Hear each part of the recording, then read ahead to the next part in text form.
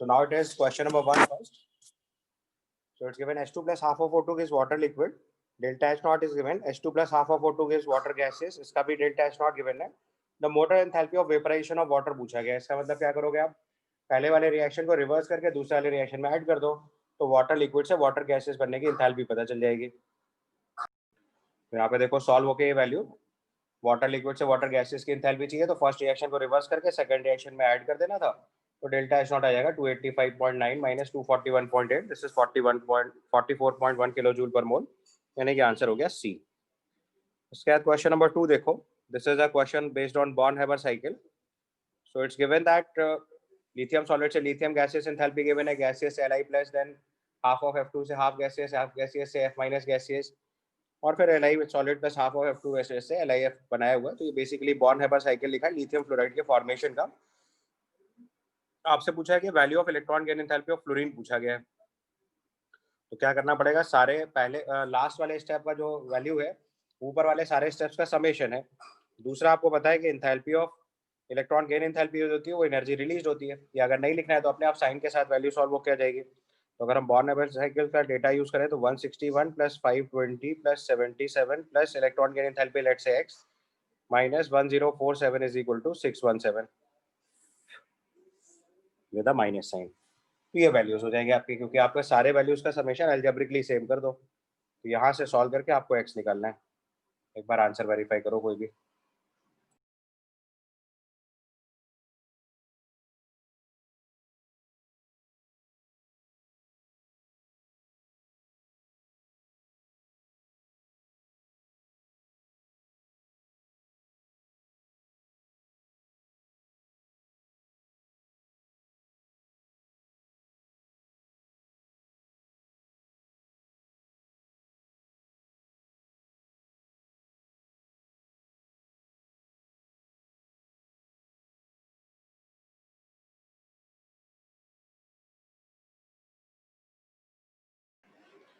Third question आपने लिखा है एंथैल्पी ऑफ फॉर्मेशन लिखना है हमको N2O के. तो हमने इक्वेशन लिखी N2 plus half of O2 gives N2O. N2O का स्ट्रक्चर बना लिया.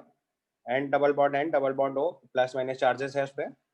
तो मैंने ऐसे केस में आपको सिखाया था कि क्वेश्चन 2 कॉलम बना के सॉल्व कर लेते हैं. एक तरफ एनर्जी एब्जॉर्ब लिख लो, एक तरफ एनर्जी रिलीज लिख लो. तो सबसे पहले bond enthalpy of N triple bond N provide करेंगे. तो bond enthalpy of N triple bond N provide करेंगे तो 946 एनर्जी तो कंज्यूम हो गई. Then bond enthalpy of O double bond O का हाफ यूज होगा. And O double bond O की एनर्जी दे रखी है अपने को 498. ये 498/2 हो गया. इसके बाद bond enthalpy of N double bond N release होगा. ये वैल्यू गिवन है आपको 418. Bond enthalpy of N double bond O भी रिलीज होगा. ये वैल्यू गिवन है 607, और साथ में रेजोनेंस एनर्जी रिलीज होगी. तो ये आपका एक्चुअल बॉन्ड फॉर्म हो जाएगा. अब enthalpy of formation of N2O देखो पॉजिटिव दिया है, इसका मतलब एनर्जी एब्जॉर्ब ज़्यादा है, रिलीज कम है. तो एब्जॉर्ब में से रिलीज सब्ट्रैक्ट कर दो.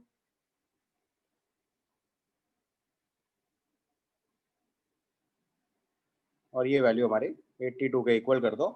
और यहाँ से सॉल्व करके आप रेजोनेंस एनर्जी की वैल्यू निकाल लीजिए. इसमें सही कर लीजिएगा, यहाँ पे एनर्जी एब्जॉर्ब थी तो ये प्लस 498/2 करेंगे. ठीक है ना, मैंने माइनस लिख दिया था, उसको सही कर लीजिएगा. इसके बाद सॉल्व करिए. समझ गया ना. तो यहाँ से सॉल्व करके रेजोनेंस एनर्जी की वैल्यू लिखनी है. और देखो मैंने आपको पहले ही रिलीज कॉलम में लिखा था, तो अभी जो वैल्यू आएगी वो एब्सोल्यूट वैल्यू आएगी. बाद में उसका माइनस साइन लगा देना. ऑल्दो वो परेशानी भी नहीं है, सारे ऑप्शंस में माइनस गिवन है, तो आप एग्जैक्ट आंसर निकाल सकते हो. यहाँ से सॉल्व करेंगे तो resonance energy 88 kilo joule per मोल आएगा. बट मैंने उसको रिलीज वाले कॉलम में लिखा है, तो उसको माइनस साइन के साथ रिपोर्ट करना था, तो वी राइट आंसर ए. इसके बाद आपने पूछा question number 5. Question number 5 is given the standard enthalpy of formation of ammonia is minus 46 kilojoule per mole. The enthalpy of formation of hydrogen from the atoms is minus 436 kilojoule per mole, and that of nitrogen is minus 712 kilojoule per mole. The average bond enthalpy of NH bond in ammonia. बिल्कुल similar question है, same procedure से फिर से solve कर लो. अब की बार क्या करना है, अमोनिया का फॉर्मेशन लिखना है. तो half of N2 plus 3/2 H2 gives ammonia. ये आपका enthalpy of formation of ammonia हो गया. ये गिवन है minus 46 किलो जूल पर मोल. बस अब इसको बॉन्ड एनर्जी डेटा से सॉल्व करना है. तो 2 कॉलम बनाओ, एक तरफ एनर्जी एब्जॉर्ब, एक तरफ एनर्जी रिलीज्ड. एब्जॉर्ब वाली साइड में N ट्रिपल बॉन्ड N की एनर्जी प्रोवाइड करनी हाफ, एच बॉन्ड की एनर्जी प्रोवाइड करनी है 3/2 mole. Bond energy of NH release होगा 3 बॉन्ड्स के बराबर की एनर्जी ये रिलीज होगी। ठीक है, बस अब वैल्यू सब्सटीट्यूट करो। सबसे पहले तो उसने एच बॉन्ड की एनर्जी दे रखी है -436 किलो जूल पर मोल, तो ये 436 इंटू 3/2 लिख लो। माइनस से कोई मतलब नहीं है क्योंकि वो डिसोसिएशन बॉन्ड फॉर्मेशन एनर्जी दे रखी है, तो जब बॉन्ड ब्रेक करेंगे तो उतनी एनर्जी प्रोवाइड करनी पड़ेगी, तो इंटू 3/2 मल्टीप्लाई कर लो। नाइट्रोजन के लिए वैल्यू दे रखी है 712 इंटू हाफ। अमोनिया के लिए NH बॉन्ड की एंथैल्पी आपसे पूछी गई, लेट्स से x इंटू 3। अब टोटल एनर्जी कितनी हो रही है, रिलीज हो रही है, क्योंकि देखो एंथैल्पी ऑफ फॉर्मेशन -46 दिया, इसका मतलब रिलीज एनर्जी ज्यादा है, तो 3x minus 712 into half minus 436 into 3/2 ये एनर्जी रिलीज हुई टोटल, और उसको किसका इक्वल कर दो 46 के। -46 मत लिखिएगा, या तो दोनों तरफ साइन लगाओ एनर्जी रिलीज का, या सिंपली जब आपने समझ ही लिया एनर्जी रिलीज है तो फिर साइन लिखने की जरूरत ही नहीं है। So 3x minus 712 into half minus 436 into 3/2 is equal to 46। यहाँ से सॉल्व करके x निकाल लो तो आपको NH बॉन्ड की एवरेज बॉन्ड एंथैल्पी पता चल जाएगी। तो इसको सॉल्व करेंगे तो x की value 352 kilo joule per mole आ जा रही है, which is your answer C.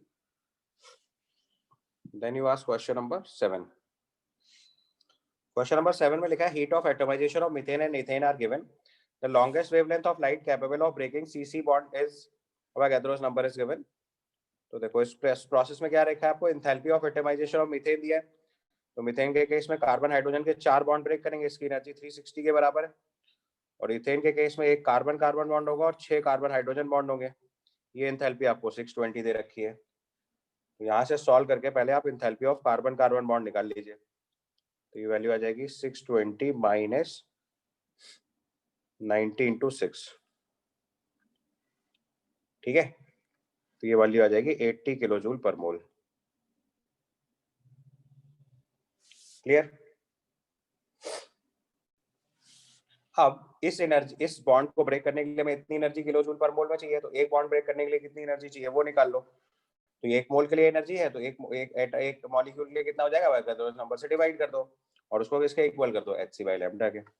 So basically आपको वेवलेंथ निकालनी है, तो Hc by lambda will be equal to 80 into 10⁻³ इतने जूल्स हो गए पर मोल है, तो पर एटम कितना हो जाएगा, डिवाइडेड बाई 6.02 इंटू 10⁻23।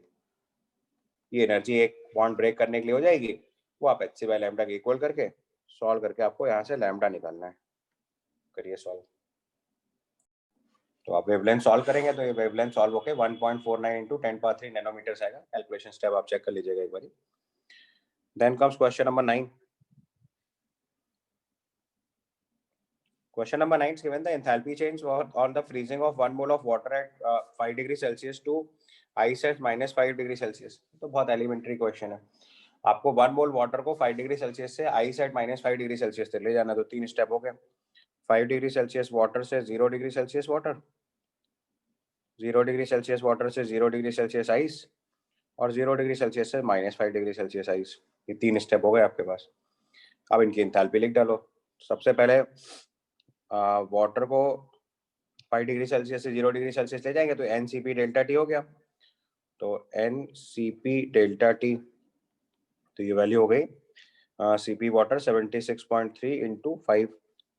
यहाँ पे लेटेंट हीट ऑफ फ्यूजन लगेगी 1 मोल के लिए, तो ये 6 किलो जूल हो गया, तो 6 इंटू 10⁻³ ये जूल्स में ये भी हो गया, ये जूल्स में ये हो गया। और तीसरे स्टेप में आइस का टेम्परेचर चेंज करेंगे तो फिर से NCP डेल्टा टी लगेगा, बट अब CP आइस लगाना पड़ेगा, सो 1 इंटू 36.8 इंटू 5। ये आपके 3 स्टेप एंथैल्पीज हो गए, सबका समेशन लिख दो। तो एंथैल्पी चेंज डेल्टा H लिखेंगे तो ये 76.3 into 5 plus 6000 plus 36.8 into 5 joules. इसको सॉल्व करके आप फाइनल आंसर रिपोर्ट कर दीजिए एक बार। ये सॉल्व होके 6.56 किलो जूल पर मोल आ जाएगा, that is your answer C. उसके बाद next question you asked is question number 12।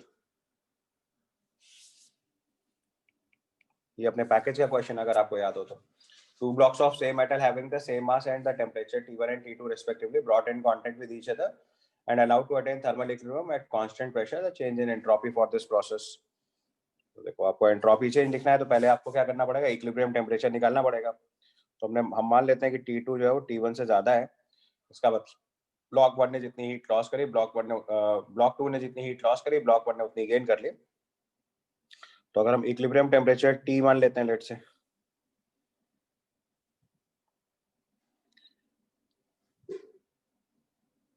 Equilibrium temperature हम लोग T मान लेते हैं, बस एन इसके बाद सीधे सीधे पहले इक्विलिब्रियम टेम्परेचर निकालो। तो पहले वाले ब्लॉक ने जितनी हीट लॉस करी वो हो गई Cp डेल्टा T, ये ब्लॉक 2 ने एनर्जी लॉस करी और ब्लॉक 1 ने इतनी गेन कर ली, तो उसका टेम्परेचर T1 से बढ़ के T हो गया।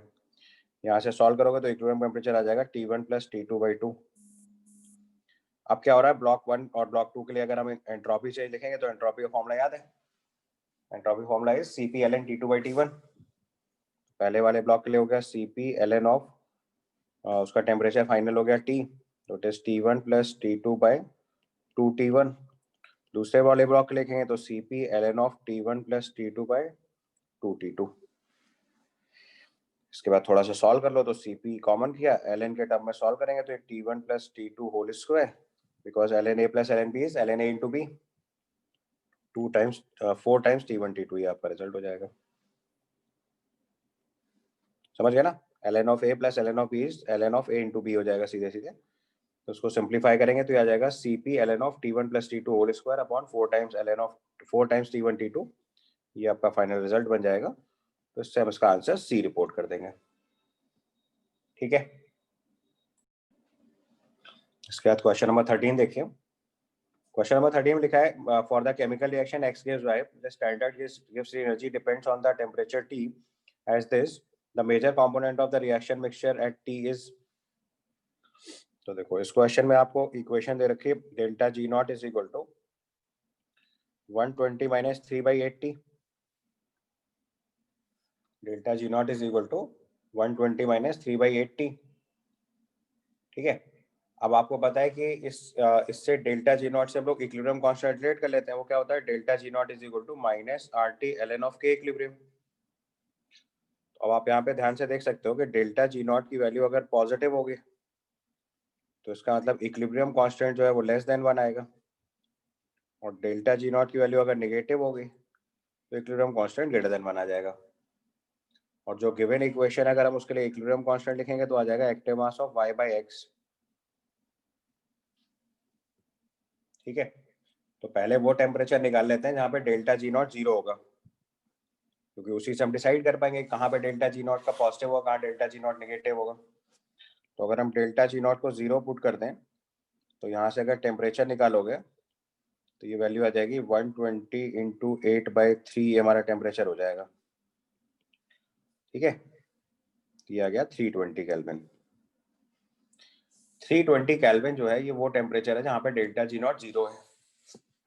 तो अगर टेम्परेचर ग्रेटर देन 320 केल्विन हो जाएगा, टेम्परेचर ग्रेटर देन 320 केल्विन हो जाएगा तो ये वैल्यू नेगेटिव आने लगेगी, डेल्टा G नॉट नेगेटिव आएगा, इसका मतलब इक्विलिब्रियम कांस्टेंट ग्रेटर देन 1 आएगा, और इक्विलिब्रियम कांस्टेंट ग्रेटर देन 1 आएगा तो मेजरली कौन सा कंपोनेंट एग्जिस्ट करेगा, Y, क्योंकि इक्विलिब्रियम फॉरवर्ड शिफ्टिंग ज्यादा आने लगेगी। और अगर टेम्परेचर लेस देन 320 केल्विन होगा तो डेल्टा G नॉट की वैल्यू पॉजिटिव हो जाएगी, और डेल्टा G नॉट की वैल्यू अगर पॉजिटिव हो जाएगी तो इक्विलिब्रियम कांस्टेंट लेस देन 1 हो जाएगा, तो मेजर कंपोनेंट हमारा X एग्जिस्ट करेगा। इस केस में Y एग्जिस्ट करेगा मेजरली, और इस केस में मेजरली X एग्जिस्ट करेगा। ठीक है, अब जरा ऑप्शन चेक कर लो। तो पहले केस में लिखा है X if temperature is 315 kelvin, तो ये एकदम सही लिखा है, 315 केल्विन 320 से कम है, एकदम ठीक लिखा है। X if temperature is 350 kelvin, ये गलत हो गया। Y if temperature is 300 kelvin, ये भी गलत हो गया। Y if temperature is 280 kelvin, ये भी गलत हो गया। तो उसके बेसिस पे इसका आंसर A मार्क कर देंगे। ठीक है, next you will see question number 14। Question number 14 is given the reaction MgO solid plus carbon solid gives Mg solid plus CO gases, for which delta H naught is given, delta H naught is given, is not feasible at 298 Kelvin, temperature above which reaction will be feasible।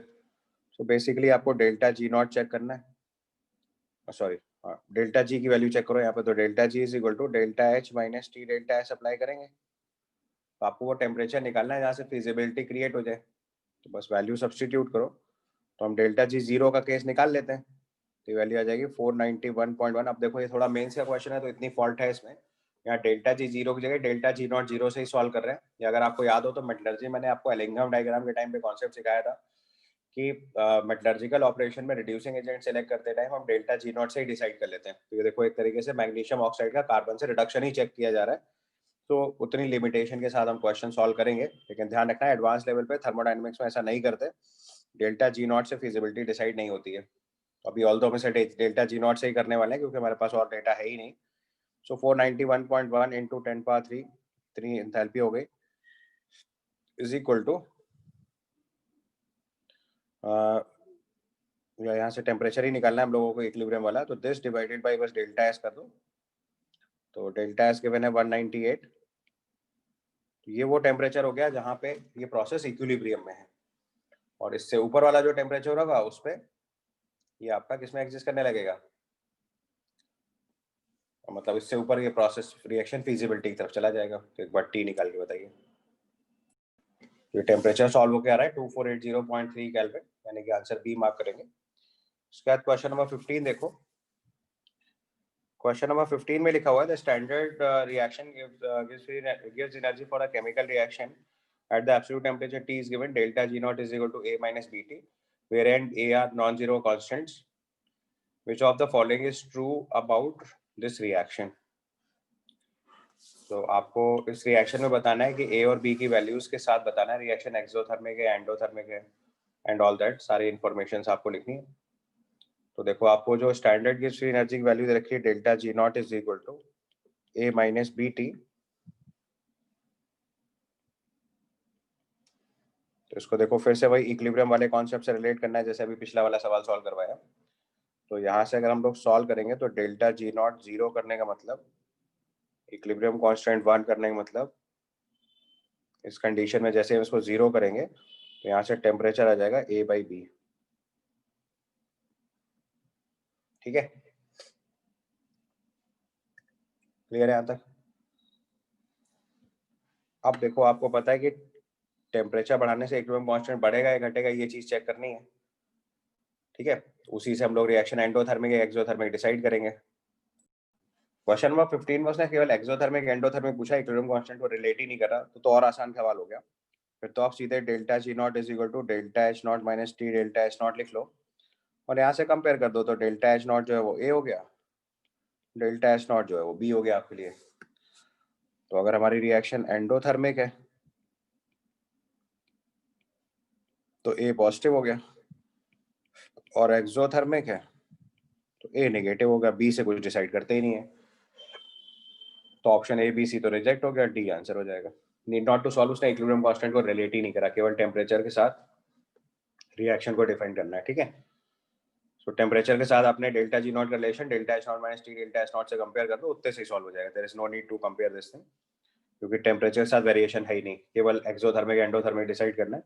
तो will write answer D. ठीक है, चलो उसके बाद next question देखो। Question number 18। Question number 18 is given enthalpy of sublimation of iodine at is 24 calorie per gram at 200 degrees Celsius. If the specific heat of iodine and iodine vapors are given, the enthalpy of sublimation of iodine at 250 degrees Celsius. यहाँ पे सीधे Kirchhoff's equation लगा देंगे, delta H2 minus delta H1 upon T2 minus T1 is equal to delta CP reaction. बस जो information है उसके हिसाब से सॉल्व करो। तो उसने पहले enthalpy of sublimation of iodine जो है वो 24 दे रखा है, तो delta H2 minus 24 upon 250 minus 200, difference of temperature लिखना होता है तो चाहे सेल्सियस में लिखें चाहे केल्विन में, that is same, is equal to delta CP reaction. अच्छा, सब्लिमेशन प्रोसेस के अगर इक्वेशन एक बार लिखोगे तो इक्वेशन क्या होगी, I2 सॉलिड जो है वो सीधे I2 वेपर में कन्वर्ट हो रहा होगा। ये आपकी रिएक्शन हो गई, तो उसका डेल्टा सीपी रिएक्शन लिखेंगे तो CP product minus CP reactant लिखेंगे। I2 वेपर की स्पेसिफिक हीट देखो दे रखी है आपको 0.055 minus vapour I2 vapour I2 solid के लिए वैल्यू दे रखी है, सॉरी मैंने उल्टा लिखा है, I2 वेपर के लिए एनर्जी दे रखी है 0.031 और सॉलिड के लिए दे रखा है 0.055, और ये वैल्यू आपकी कैलोरी पर ग्राम में है, और ऊपर वाला रिजल्ट भी कैलोरी पर ग्राम में है, तो कोई दिक्कत नहीं, फिर तो सब यूनिट सेम है। बस ये रिजल्ट हो गया आपके लिए। यहाँ से सॉल्व करके डेल्टा H2 निकालना है। तो वैल्यू आ जाएगी 24 + 50 इंटू ये डिफरेंस और लिख दीजिए एक बारी बस। So this difference comes out to be 0.055 so difference comes out to be 0.055 minus 0.031 तो 0.024 आ जाएगा माइनस में 0.024। तो इसको सॉल्व कर लेंगे अगर हम लोग, इसमें 50 मल्टीप्लाई करो और वो सब्ट्रैक्ट कर दो 24 में से, तो ये वैल्यू 22.8 कैलोरी पर ग्राम आ जाएगा आंसर, यानी कि सी मार्क कर देंगे। ठीक है, तो ये आपका आंसर हो गया सी। उसके बाद आपने क्वेश्चन नंबर 20 पूछा गया। क्वेश्चन नंबर 20 में लिखा है the enthalpy of atomisation of bromine liquid is x kilojoule per mole and bond enthalpy of Br2 is y kilojoule per mole. The relationship between x and y आपसे पूछा गया। तो देखो, अगर हमारे पास Br2 लिक्विड है तो पहले हमने इसको Br2 गैस में कन्वर्ट किया होगा और फिर इसका बॉन्ड ब्रेक किया होगा 2Br गैसेस में। ठीक है, तो bond enthalpy of Br2 is y kilojoule per मोल। तो इस प्रोसेस में जो एनर्जी रिलीज हो रही है वो तो y है, सॉरी एनर्जी रिक्वायर्ड होगी जो बॉन्ड ब्रेक करने में। और यहाँ लिक्विड से गैसेस कन्वर्ट करने के लिए enthalpy of enthalpy of vaporisation required होगा। तो उसने लिखा है enthalpy of atomisation of Br2 liquid. तो एटमाइजेशन मतलब क्या होता है, लिक्विड से डायरेक्टली एटम गैसियस एटम में कन्वर्ट करने का प्रोसीजर। तो जो वैल्यू ऑफ x है वो enthalpy of vaporisation plus y के इक्वल है। तो यहाँ से अगर हम x की वैल्यू लिखेंगे तो ये आ जाएगा एंथैल्पी, एस लॉ अप्लाई करना है simply, enthalpy of vaporisation plus y, ये रिजल्ट हो गया आपके लिए। यहाँ से सॉल्व करेंगे तो आप x ग्रेटर देन y लिख सकते हो, क्योंकि और तो कुछ इंटरप्रेट कर नहीं सकते, डेटा गिवन नहीं है। So we can simply say that x is greater than y, so you may write answer 1 और सिंपली a। उसके बाद next question you asked is question number 23। Question number 23 is given lattice enthalpy and the enthalpy of solution of NaCl are 788 kilojoule per mole and 4 kilojoule per mole respectively. The enthalpy of hydration enthalpy for HCl, तो आपको पता है कि जो enthalpy of solution होता है वो enthalpy of lattice plus enthalpy of hydration होता है। इन दोनों का समेशन जो होता है वो enthalpy of solution होता है। तो enthalpy of solution तो आपको 4 दे रखा है, enthalpy of lattice 788 दे रखा है और enthalpy of hydration पूछा गया है। तो यहाँ से एंथैल्पी ऑफ हाइड्रेशन की वैल्यू अगर हम लिखेंगे तो ये वैल्यू आ जाएगी -784 किलोजूल पर मोल, यानी कि आंसर ए। समझ आया?